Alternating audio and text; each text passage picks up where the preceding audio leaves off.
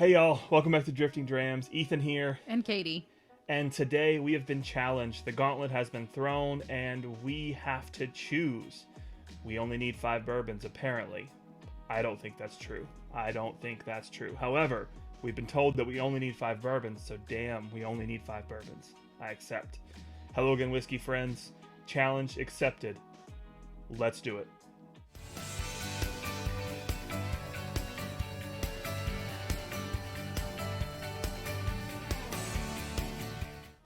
All right, so the first category is a mixer.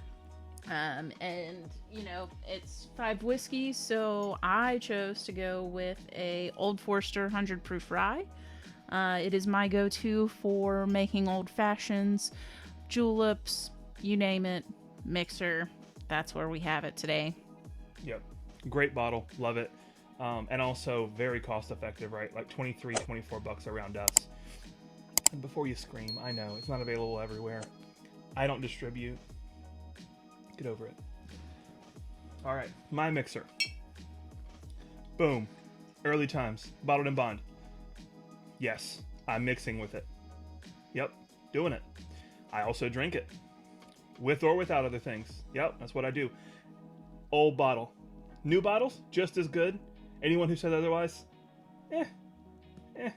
just as good. But again, a great value. We're lucky enough to be very close to Kentucky. We can get this bottle for about 22 bucks, and it's, what, a liter? Yeah, it's a liter. So, off the charts value. Early times bottled in bond. Old Forester, thank you for all you've done.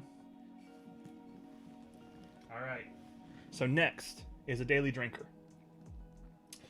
For my daily drinker, it's a distillery, not a brand, but this is one of them.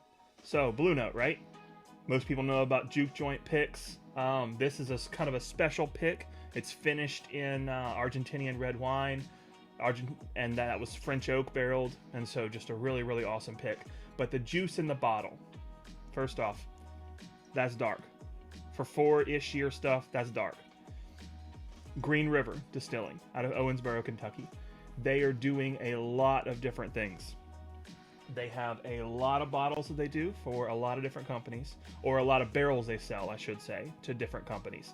Another one, Short Barrel. Short Barrel's doing a lot of Green River. And this stuff is all great value. You're looking at, for most of the juke joint picks, you're looking at like 48 bucks. That one was a little more because of the finish on it. This one's a little more because it's a short barrel. But even still, you're talking 60 bucks maybe. It's great value, and it's something that I love to drink every day. Fair enough. Mine is part of the Whiskey Row series. It's Old Forester 1920. I do enjoy 1910 as well. 1915 is great too, if you have the time to make it. But this is a daily for me just because there's a ton of flavor. We can find it around here very easily. Any of the Whiskey Row series we can. I enjoy Old Forester, as you can see.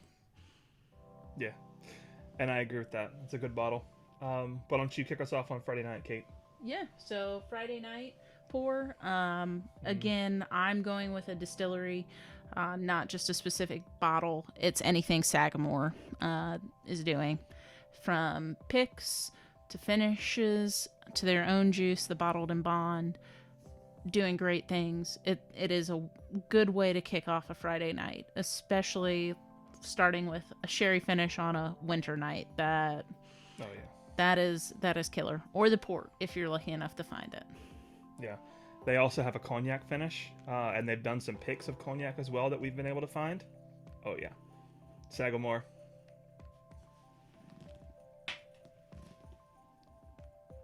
Oh, yeah. All right. Friday night. Boom. You're probably not going to know what this label is, and that's okay.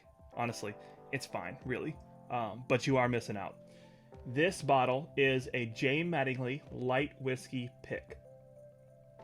I'll say it again. J. Mattingly light whiskey pick. It's available widely in Kentucky, a few other states. We saw some in Houston, of all places, recently. Sometimes it's here in Tennessee, but not super often. These guys are blending with the same light whiskeys that are in Old Carter American. And also the ones that Bull Run is getting out of Oregon. Yep, exactly. So it's MGP light whiskey. They're blending it expertly. This stuff is $125 a bottle, so it's not a cheap bottle, but it is anywhere from 2/3 to a half the price of Old Carter. You don't have to throw elbows for it. It just sits on the shelf when it's available, and it holds its own. It's beat Old Carter blind for me a couple of times, and for other people in the community. So, Jay Mattingly. All right. Impress your guest. That was a hard one, but I am a sucker for Weeders, and this was one of our first, I guess, allocated bottles, you could say. It is the Old Fitz Decanter Series. This one is the 9-year from spring of 2020. It's a pretty bottle. It's really good juice. I like pretty bottles. So, plus, then once you finish it, you can use it again. That's what I'm looking forward to. But we're savoring the last little bit. But there you have it. So, if you've watched How to Be a Bourbon Boss, Katie is absolutely following rule number 2. Good job, Katie. Packaging makes it taste better. And that bottle tastes fantastic. Could be the whiskey, could be the packaging, could be both. Either way. Okay, so mine. Impress your guest. This bottle. Joseph Magnus Cigar Blend. Nancy Fraley, Hallelujah. I will worship at the altar to Nancy the Nose any day. This bottle is blended so well, it is a spectacular bottle. Unfortunately, it is very hard to find. You do have to throw elbows to get this bottle, but it's worth it. And anybody in the whiskey community, you walk in and you see this bottle on somebody's shelf, and you know you're impressed. And you're impressed because of the quality of the whiskey inside. Every time, this bottle is an absolute hitter. Thank you, Nancy. And then the last category we have is a special occasion pour. Our special occasion pour combined effort, it is the Parker's Heritage Series. We only have one, and it is the Heavy Charred Bourbon. And we are very fortunate to have this one. And so, yeah, special occasion pour. We don't, anytime somebody comes over, we're more than welcome to give them a pour out of it. Again, it's a special occasion pour. Yeah, that's kind of our 1,000-pound gorilla in these in whenever we have people over. Amazing bottle, amazing cause as well, right? A good portion of that's going to charity. Just great all around. But the whiskey in that bottle is some of the best things that's ever touched my lips. The Heavy Char right here. The Heavy Char Rye is, I think, one of Ethan's favorites. That's true, but that bottle is an old bottle at this point, and none of them are easy to get. That one's really hard to get. Like Katie said, we were lucky enough to get the bourbon, and so that's the one that I'm gonna talk about today because it's so freaking good. It doesn't follow rule number 2. It's a good looking bottle, but yeah, and I don't even have to make shit up for it. It's just that good. All right, so there we have it. Yep. So that is some crazy person told us we only needed 5 bourbons. So obviously that's 9 bourbons and 10 actually, because I did 2 bottles for one. So that just proves that they're wrong. You need more than 5 bottles. But I get what they're saying. It was really fun. Jeff, Durrell, Kelsey, thank y'all for challenging us. It wasn't much of a challenge because, let's be real, look at this. Come on. And it's me. And Katie, of course.